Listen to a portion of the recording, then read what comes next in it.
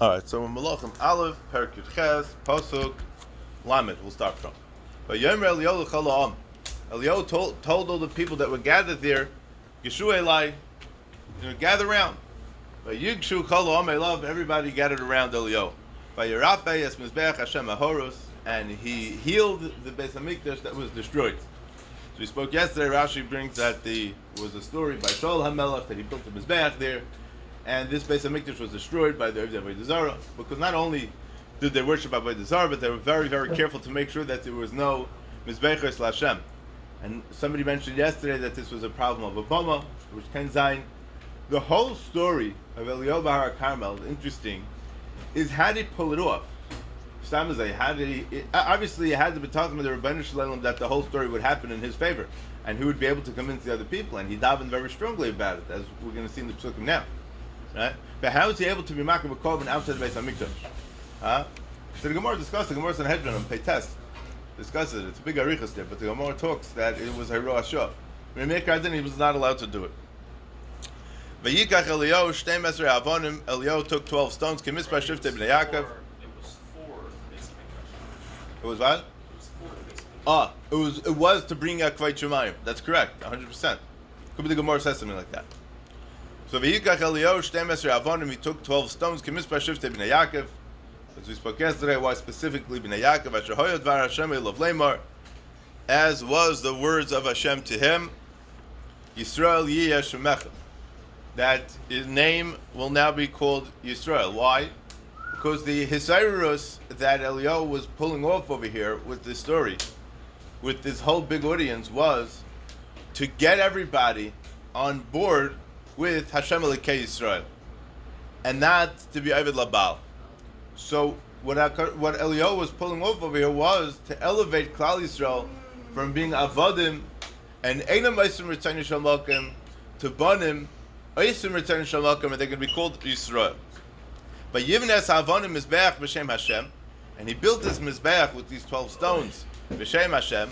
Vayas Te'olah Kivesa Saim Zera Saviv LaMizbeach, and he made a Te'olah, which was a ditch around the Mizbeach.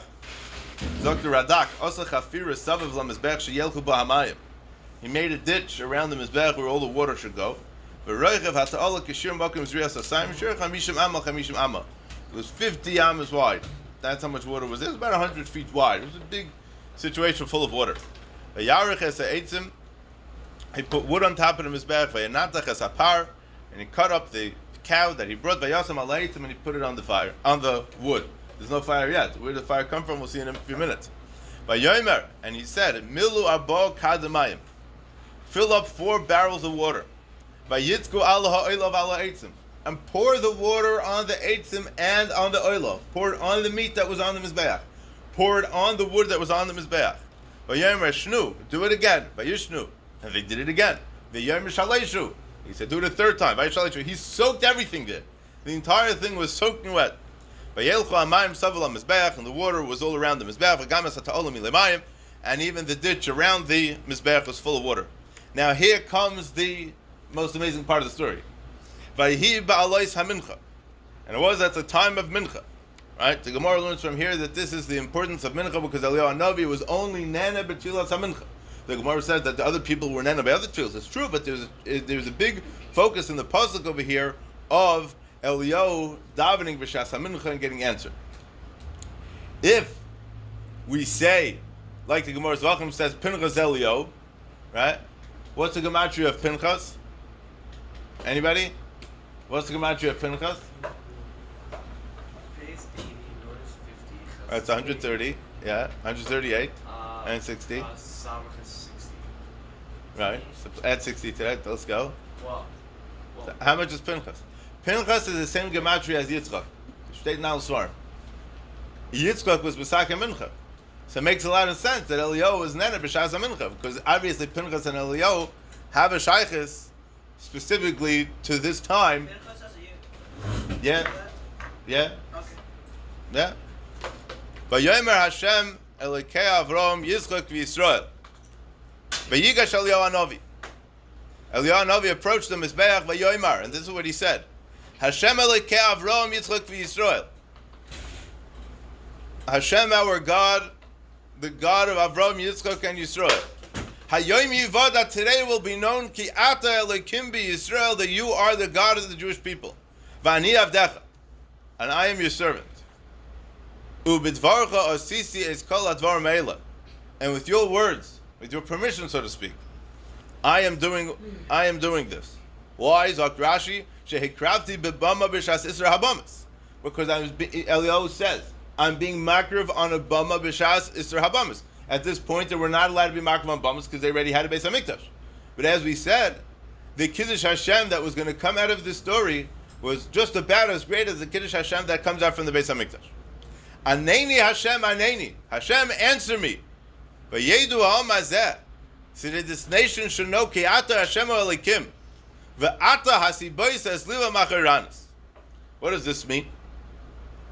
Hashem, you help them slip away from you. What does that mean? Let's see Rashi. Aneni Hashem, Aneni be'esh, answer me with the fire. Aneni be'motar, answer me with rain. Yeah, because there was a lot of water there.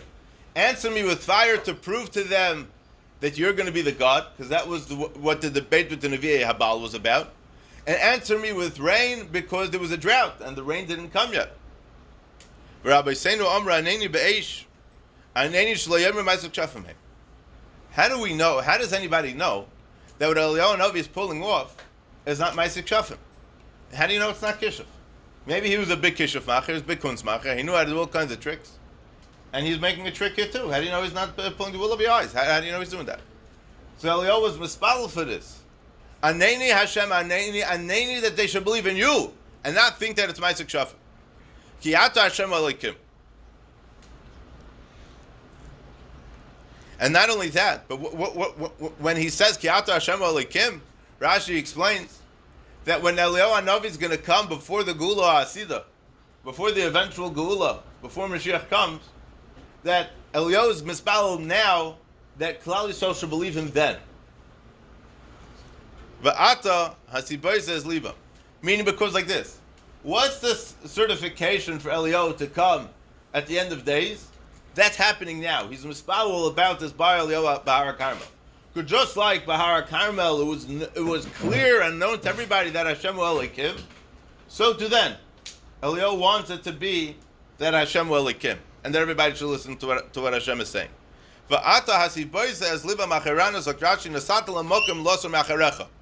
You gave them a space that they can slip away and go do Avodah Zarah.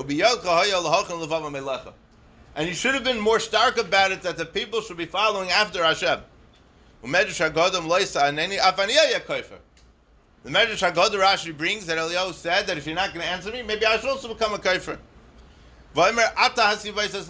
You, meaning me, I was the one that caused all of them to believe in Avodah Zarah.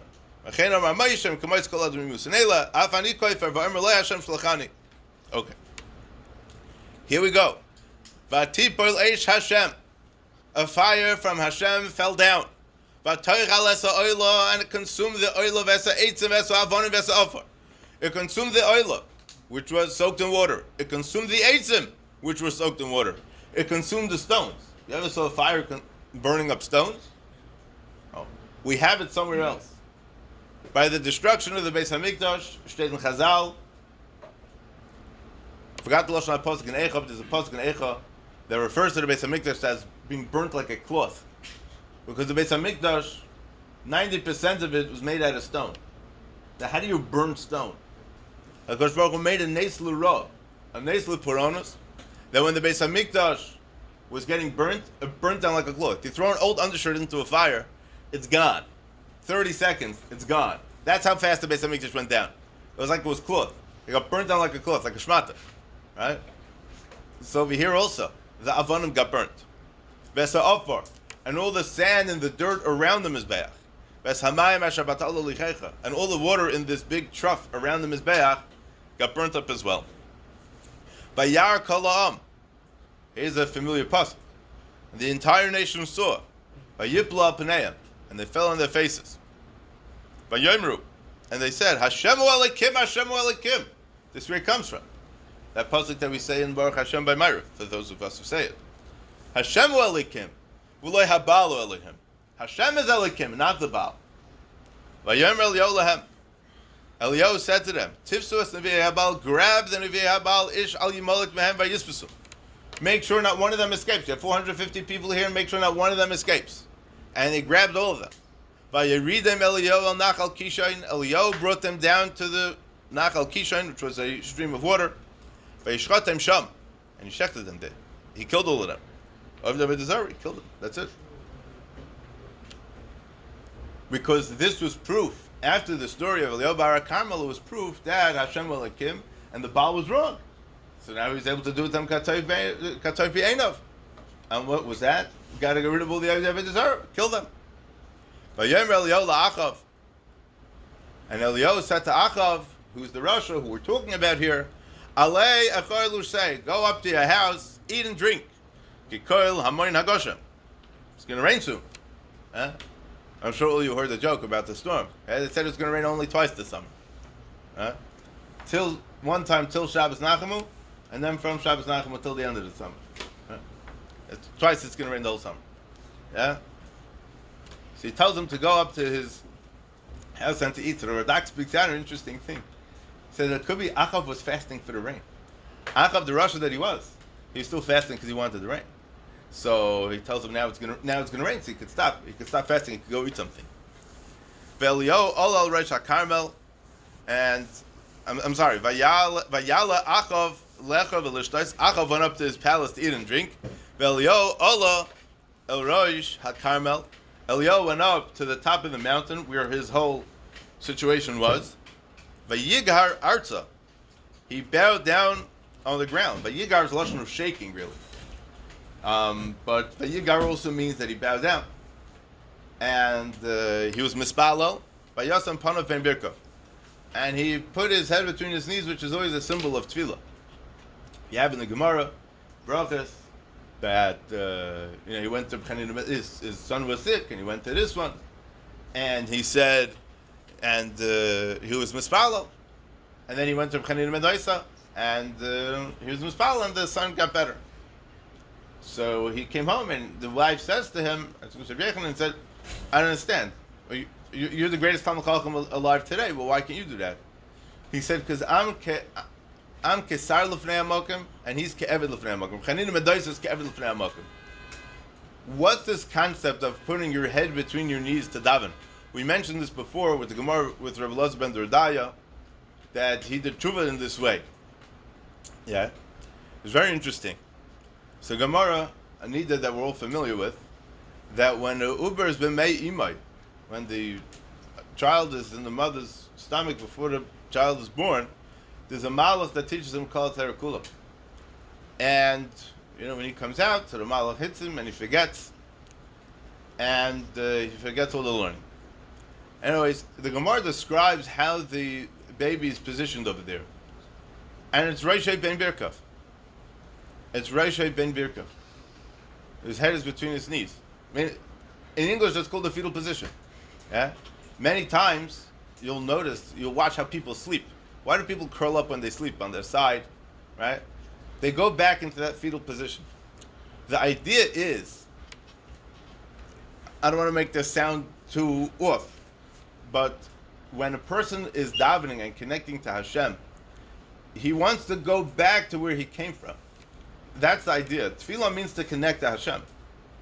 We're a guf and a neshama. So the guf does whatever it needs, whatever it's doing, good, not good. But the neshama only wants to do good. And we have to get, our job in this world is to make space for the neshama.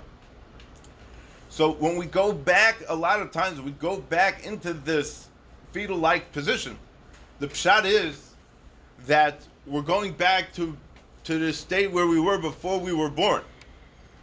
In a matzav where there was no chet, in a matzav when we were completely davuk, in the Rabbeinu Shalom, as the Gemara says there, v'ner daluk al reishai, v'tzoifei mabit b'seifei elam v'ad soifei. And he can see, he knows everything that's going on in the world. He's living in a matzav of Shechina, he's living in a matzav of Ruach HaKodesh. So when Eliyahu Hanavi is davening for the rain at this point, he's Yosem Panav Ben Birkov to go into this position, to evoke this situation of tefillah, of this connection to Rabbeinu Shalom, in a matzav of in a matziv, in this kind of matziv. So Radak mentions over here an interesting thing. That many times we find when a person's davening, they do hishtachava. We mentioned it a few times in davening, right? What's mishtachava mean? So Gemara says that hishtachava is bepishut yadayim v'raglayim. You fall flat on the floor, right? When a person falls flat on the floor, right, bepishut yadayim v'raglayim, spreading out his arms and his legs, the pshat in that is that he's it looks like he's becoming one with the floor. He's becoming one with the ground. He's showing 100% bittul. He's showing 100% hachnon bittul to the Rebbeinu Shalom. But when a person is some panav ben birkov, the pshat is that he's going back to a matzav where he himself was non-existent, where he himself was a matzav of before he was even born. So it's a matzav of where he's going to be completely connected to HaKadosh Baruch Hu. But Yomer al Naroi, and he told his servant, the young lad that was with him, Aleinu habeit derech yom, go up the mountain and look derech yom to the west. Vayal vayabeit vayomer ein mu masegunish do. There's nothing there. I mean, he asked him if there's any clouds, any rain. So he told him nothing. So Rashi says, Tira onan olam anayam. If you know how the condensation, how rain works, right? There's the water evaporates and goes into the clouds. So he told him go to the water to see if you see any clouds, because that's the first place where you're going to see a cloud. But Yomer Shuv Sheva Pa'amim, he told him to go back 7 times. But he Bashvias, it was the 7th time where he went to check to see if there were any clouds of rain. But Yomer Hine of Ketana Kekaf Ish Elaminayam. I see a very, very small cloud. It looks like the fist of a person's hand coming up from the water. Vayomer Alei tells him, go up. Emor el Achav Esor v'reid v'leyatzorcha hagesha. Go and tell Achav Esor v'reid. Go, tie up your horse, and ride on your chariot back home. So you shouldn't get caught in the storm. It was a sunny day, no cloud in sight. Tells Achav, get ready for the rain. Vayhi ad koiv hashamayim eskadru avim. And while the shliach was going to tell Achav, and while he was tying up his rechev to go home, the entire sky got covered in clouds. Now, this is the first time in over 3 years that we're seeing clouds here. But ruach, vayhi geshem gadol. There's big winds. There's big strong rain. Vayirkav Achav vayelach Yisraela. Achav went on his way to Israel where he lived. And Hashem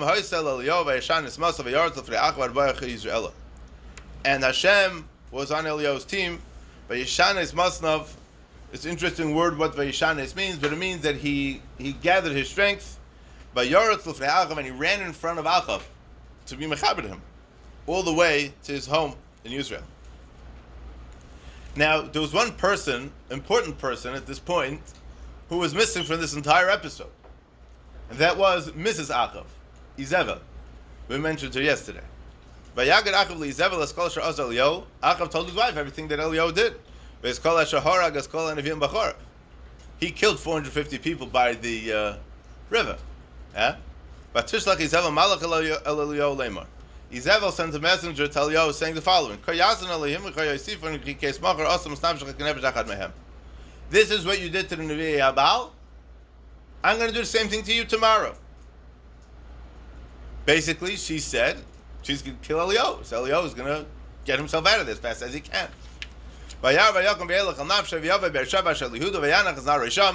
He went to Beersheba, not there.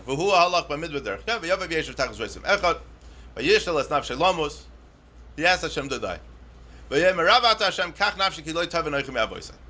I could go back to my father's. I don't need to be alive anymore.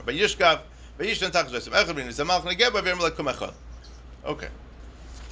Here is the story with Eliyahu and Viter. Okay, and here's the Nevuah of Eliyahu. I want to get back to the story of Achav. Continues with the fight that Achav had with another king. I think this is where the story was, where Achav gets killed. Okay. But it's clear to us it's clear to us from the Gemara that, let's just talk about this story with Izebel for half a minute.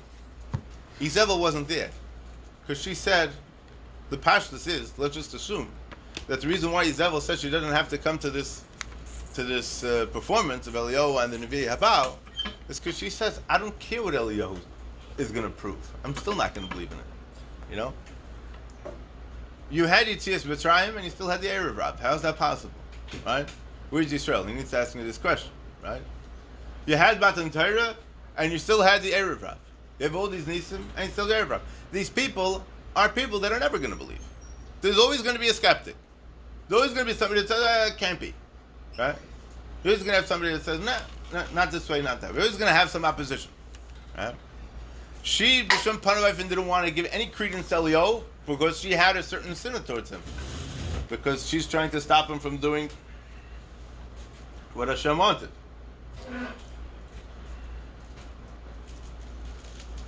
Here's the Gemara mentions the story of Eliyahu bar Carmel by Novi Sheker. Because how do you prove that he's not a Novi Sheker? Right, so that's why he was mispalel. He was mispalel that he shouldn't be. It shouldn't look like Ma'aseh Shafim, because if it looks like Ma'aseh Shafim, then he could shut down his whole business. Then he has no trust. Okay, so let's turn to Kuf Beis Amud Beis, where the Gemara talks a little more about Achav. Again, and then there was a story with Navais that he killed him. The story of Navai is Israeli. Vayas Achav es Hashera, Vayosef Achav lasois lahachas es Hashem Elikei Yisrael mikol malchei Yisrael asher hayu lefonov. Amr Rabbi Yochanan, this is on the bottom of Kuf Beis Amud Beis. Amr Rabbi Yochanan shekosav al dalsei Shomron. He wrote on the doors of the city of Shomron, Achav kafar v'Elikei Yisrael. Achav does not believe in God. Therefore, he won't have a chelik in Elikei Yisrael. Meaning, he was Haitzi Atman min HaKlal. Yeah? The Rambam in Hilchas Tshuva has a list of people that Ein Lam Chelik Leil Maba, and they're all kinds of terrible things. One of them is somebody that Haitzi Atman min HaKlal. Yeah? We say in the Agoda by the Ben HaRasha, we say Lefisha Haitzi is Atman min HaKlal Kafar Be'ikr.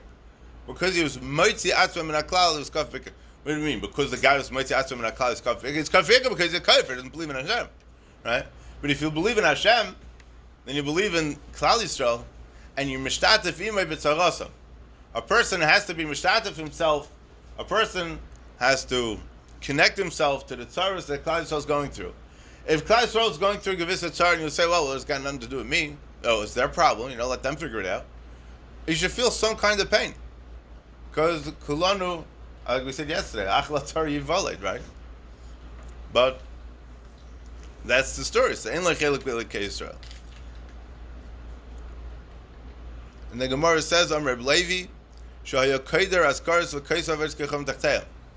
What he would do is, he would take the Sefer Torah, and he would scratch out the Shemus of Hashem, and instead of the Shem Hashem, he would put in the names of the Avodah Zarah. It was a horrific thing that he did. Right? When we're in elementary school, it's cute to write, to scribble certain things in the textbooks and whatever. And you cross out certain things, and you know that book, everyone hopes they get that book, On the cover, open up, says turn to page 125. Turn to page 125, and it says go to page 216. Go to 216, go to page 17. And, you're flipping the book, all the different pages, and then you come down, and it's like some nasty line, or some funny joke, or some picture of a dog, that some kid drew. So a person would open up the Sefer Torah. It looks like a Sefer Torah. It's not even Kodesh. It's in a Bismedrash. He opens it up, takes it out for Kirsat Torah. Where does he see there? It says, doesn't say Vaydaber Hashem Moshe Leimer, Vaydaber whatever. Avodah Zarah. Moshe. Can you imagine the shock and the disgrace that he put the Sefer Torah through? And it's interesting, because the Gemara said earlier, we mentioned yesterday, that he was mechaber es haTorah shenitna b'chaf beis osiyos. So what does that mean? L'chayr to steer in the Gemara. Because on the one hand,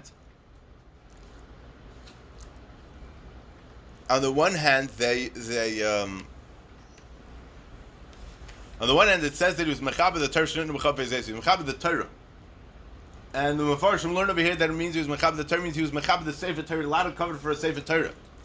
As we mentioned the other day, that the Gemara Makis says that Bavloi Tipshoi, the Kamin and Kame, Safar Vloi Kamin and Kame Gavarabba.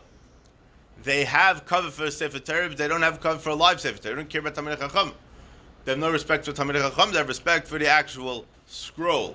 Right? A scroll doesn't have an neshama. A scroll is very holy. It may be the holiest physical object that we have. It is. But it's something that's holier that also has a physical aspect to it. And that's ourselves. Because we have an neshama within us. Right? So, this means that at one point that this is what Achav was doing.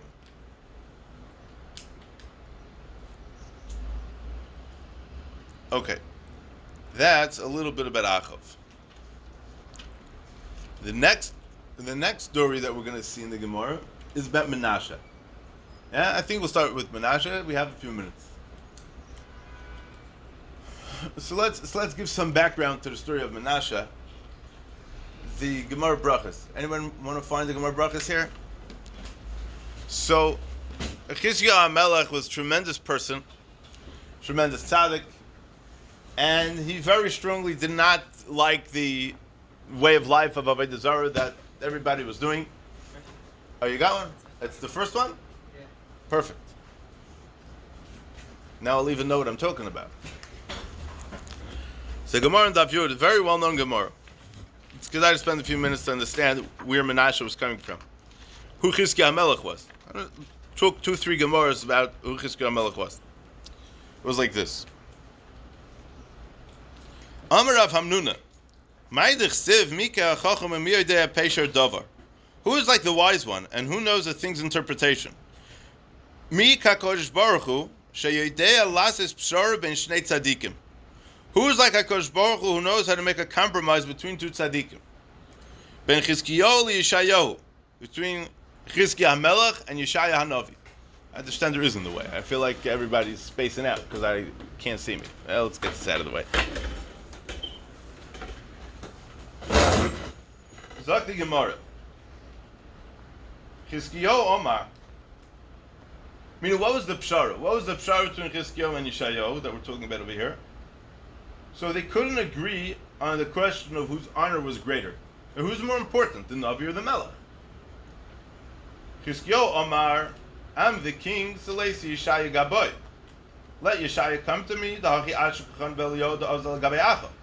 because we find by Eliyahu that he went to Achav, and Eliyahu didn't say, oh, well, Achav should come to me. Right? But I'm the Navi. Meaning, famous story. You know, Rav Hutner, somebody, he was one time trying to raise money for the yeshiva, and the Baal Bus, who he was on the phone with, told Rav Hutner that you'll come to my office in Manhattan at 3 o'clock tomorrow. Rav Hutner said, that's not how it works here. The Baal Bus comes to the Rosh Hashiva. Rosh Hashiva didn't go to the Baal Bus. If you're worth anything, you come talk to me in my office tomorrow, or I don't want to ever talk to you or see you again. And he hung up the phone. That was the end of that. So who's greater over here? Who goes to who? The Navi goes to the Melech, and the Melech goes to the Navi. So by Eliyahu went to Achav. He didn't make Achav come to him. Now Eliyahu had extraordinary respect for Achav, as we just saw in the Psukim. Which is interesting, because Be'etzem, Achav was a Rashi. He was a very bad person. But Eliyahu gave him a lot of respect. Why? Because maybe this was Eliyahu's way of trying to be Makar of him. To try to get him to do the mitzvahs like he should. So Chizkiyahu said that Eliyahu went to Achav. So the Navi should come to the king. So Yeshaya should go to Chizkiyahu. Yeshaya Omar, late to Chizkiyahu Gaboy. That Chizkiyahu should come to me. Why? The Hachi Ashkecham B'Yehoram ben Achav, the Ozal Gabi Elisha. Because we find in the case of Yehoram, who was the son of Achav, right, that he went to see Elisha, that the king went to Elisha. Elisha was Eliyahu's Talmud. So it would seem to be that the honor for the Navi is greater than the honor for a king. So Chizkiyahu should come to Yeshaya. Ma asa HaKadosh Baruch Hu. So what did Hashem do? Hevi Yisurim al Chizkiyahu. He made Chizkiyahu very sick. V'amalei Yishaya, and Hashem tells Yishaya Novi, Leichu v'akeres hachoyle. Go and be mevak hachoyle. V'bik hachelim mitzvah. Right? So he made up Zapshara, he made Chizkiyahu sick, and he makes Yishaya go visit him. So Shenema, like the pasuk says, "Vayamim ahem chalach Chizkiyahu lamos." In those days, Chizkiyahu Melech got very sick; he was about to die. Vayavei Elav Yishayahu ben Amr Tanavi. Yishayahu ben Amr Tanavi came to him. Vayamer Elav, and he says to him, "Koyamar Hashem." So says Hashem, "Tzavle beisecha." Instruct your household. Timeis atav eloy tichya. You're not going to live, and you're going to die. Yeah, well, usually if you're not going to live, you're going to die. Huh? What? Mazais. What does this mean? Maiki meis atav eloy tichya. Why does it say that you're going to die and you're not going to live? If you're dead, you can't live. Psst, hello. You can't disturb it. It's not right. So Zot the Gemara, meis atav ba'olam hazeh v'loy tichya lo'olam haba. You're going to die, meaning a physical death in this world, and a spiritual death in Olam Haba. Now what did Chizkiyahu do that is not going to get him Olam Haba? Amalei Maikulei Hai. Well, what's the reason for all this? Why do I have to get such a punishment?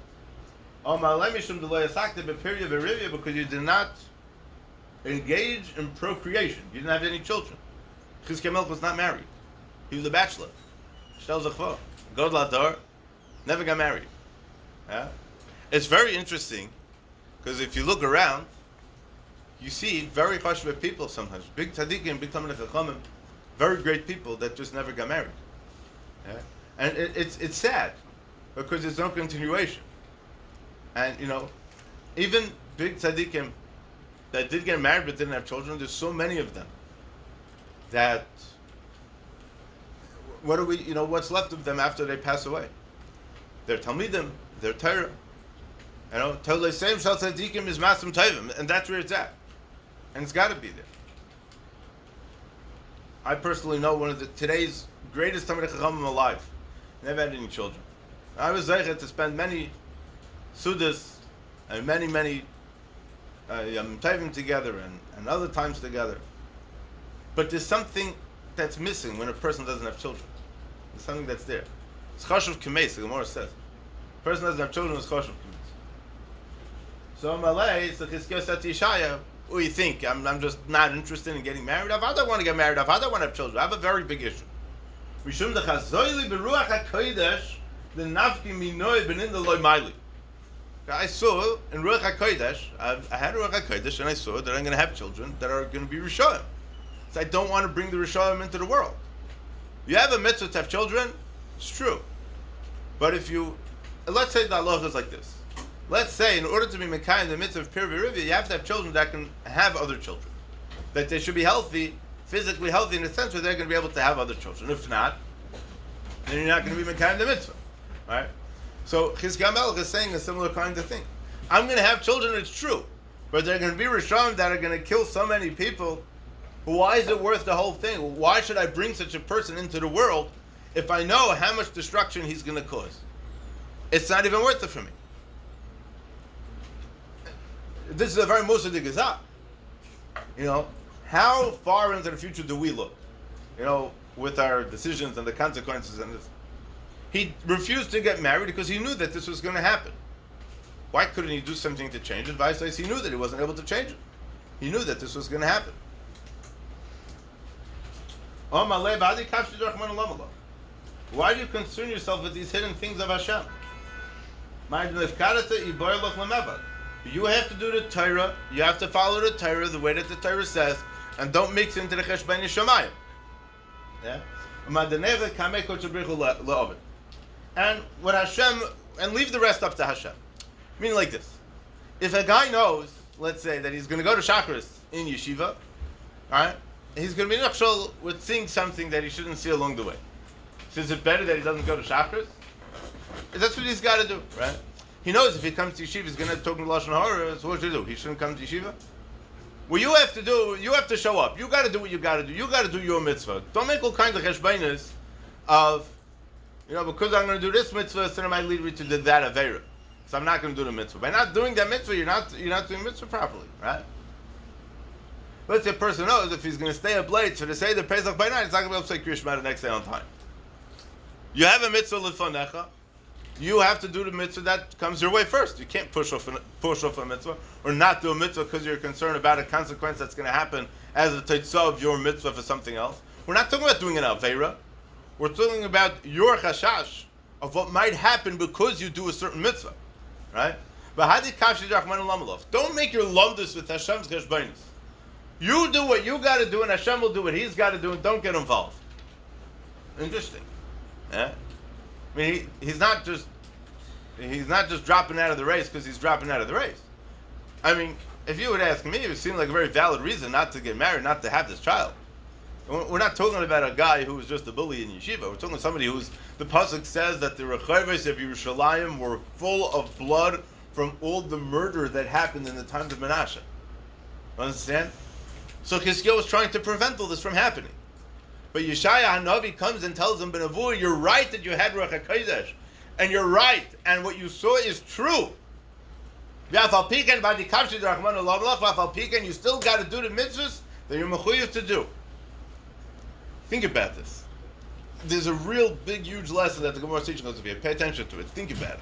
There's something here. Malech, Chizkiyahu said to Yeshaya, Sahav li brata. Hash tahav li brata. So give me your daughter. Huh? He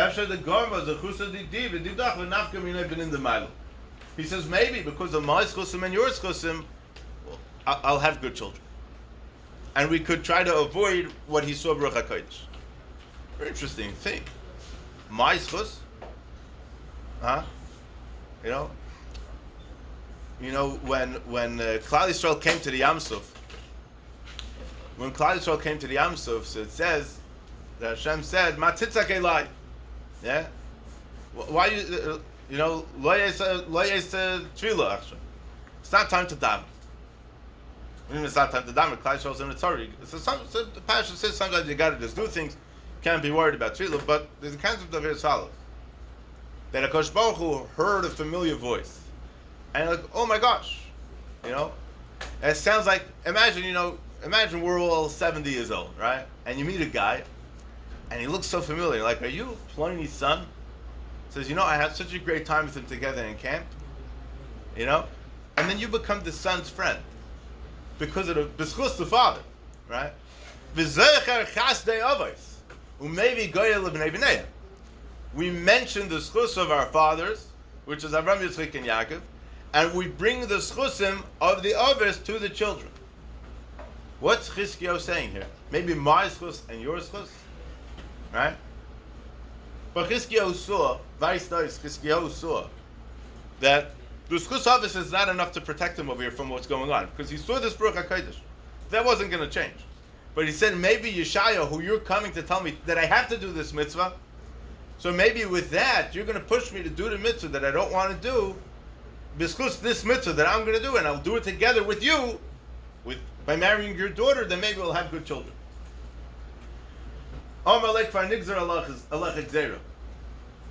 That the Gzeros Misa already passed, and by marrying my daughter, it's not going to help. Meaning that you're going to get it's too late. Chizkiyahu said to Yeshaya ben Omaytz, Kalenu v'oscha v'tzei, son of Omaytz, end your nevuah now and go out. Kach mi kublani mi beis avi abba, I have a Messiah from my father. Afilu cherev chadam munachas al tzavar shel adam al yimna atzam merachman. Stami, you know the song, yeah? What does it mean? That even if a person is this close to death, you should never give up because Hashem could be saved. I'll tell you a fascinating story. My great-grandmother was in Auschwitz. And the Nazis came and they made a line and they said, to the right and to work, to the left meant never to be seen again. Gas chambers. She was on the line to the gas chambers. And she survived the entire war with her sister. The mamish held hands the entire time, and they were never really separated from each other for too long. She wrote a book called Sisters in the Storm, which was about her and her sister, how they survived. Her sister moved to Israel after the war. I maybe met her once. She lived about 20 years ago, maybe a little more. My great-grandmother lived recently, about 6 years ago. 6.5 years ago. So they had this deal that wherever I go, you go. Like the pasuk says in Rus. And the sister got pulled to the gas chamber. She went alone. They were standing in front of the gas chambers. They saw. They were there. They were standing in front of it, mamish. And the way that the Nazis did it, everything by the Nazis was very, very oiske cheshbon. People think it was just total chaos and total craziness. It was. But it was all done with the cheshbon. That was how horrific it was. And they would only put into the gas chambers a certain amount of people at once. More than that, they wouldn't put in. I don't know what the number was. Anyways, as soon as it was my great-grandmother's turn to be pushed into there, a Nazi guard came, slammed down the door. It was like a shutters, like a garage door. Pulled it down, took a stick and started hitting her and said, "Get out of here, run to go do some digging somewhere." That's mamish. My father said the story over by my brother's bar mitzvah, and he said, "Could you imagine what she was thinking then?" No, I don't want to imagine what she was thinking then. But look at what we have now. Look at the family. Look at all their descendants. It's unbelievable. The survival was on child. It's a beautiful thing. Rav Gusman used to say, Rav Gusman survived the war with the partisans. He killed the Nazis. The story of the But he said there was so much death around that the default setting of the hashgacha was death. Anybody who survived, pshat is because it was exeris chayim on them. Everybody else, Misa was the default. Everybody was dying. Everybody was meant to die then. Whatever the cheshbon shemayim were, we don't know, we'll never know. But there was exeris chayim on the people that survived.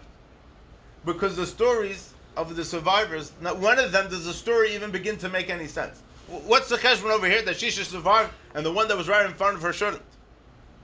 Yeah? One more story.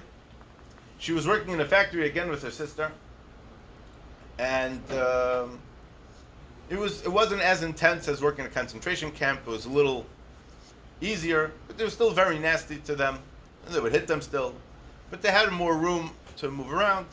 She was a seamstress. She would sew. I don't know if it was for the Nazis, but she was sewing things. That's what she did. And you guys gotta go. Or wait for the story. Anyway, so one day a woman approaches her, and the way my great-grandmother described this woman, she said she had a patch over her eye and was the most gruesome-looking person she's ever seen in her life. And mamish disgusting to look at her. Like she was repulsed just by looking at her. And this woman, she tried talking to her in Polish. She didn't understand Polish. Yiddish, Gunish. Not one language could they communicate. And this woman keeps on pointing to the corner, like to the corner on the floor. My good grandmother, you never trusted anybody in those days. You never know who was going to trap who and what, and she was very, very nervous. And she kept on pointing to the corner, again and again. So she wanted. She tried talking to her. She was Gunish. So my great grandmother, she left. She looked in the corner. She sees a loaf of bread and a brick of cheese. So she quickly ran to she told her sister to go to the bathroom. They were able to go to the bathroom. And she made up with her sister that if she left some of the cheese in like on a shelf somewhere high up in the bathroom where nobody would see, and her sister should be able to take something to eat also. This went on every single day for more than 6 months, that this woman, who she has zero communication with, other than the pointing of fingers, could not communicate in any language, would give her a loaf of bread, and maybe it was a slice of bread, some bread and some cheese every single day, wrapped in a newspaper. She usually would leave it in a garbage can, and then my great-grandmother would go and take it out, bring it to the bathroom, and her sister would go to the bathroom a few minutes later and take the bread. And this is how she survived. You're talking about anything normal? This is the farthest thing from normal. This is like beyond appellate. This is like the most mashunitic thing. I heard the story from her. after the war, she tried to track her down. Where is she? Where is she? She could not find her. She found up in some little hut somewhere in the middle of the woods where she lived. There wasn't even a bed there. There was maybe just like some like metal slats and like nothing. Mamish nothing. Like it did not make any sense. Like the thing was as bizarre. Like she came as she went as fast as she came and she left and was gone. It's like nothing. If Hashem wants somebody to survive, even in the most horrific situations, the person's going to survive. It's not even a question. So chpilei ploim. All right. So those that need to go. All right. So what happens is everybody's leaving. Yeah. Who's not? Anybody not leaving? What?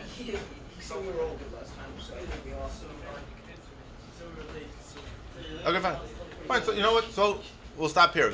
The point is, I just want to say one last sentence. The point is that the child that Chizkiyahu HaMelech saw Baruch HaKodesh, that he did not want to bring into this world, was Menashe.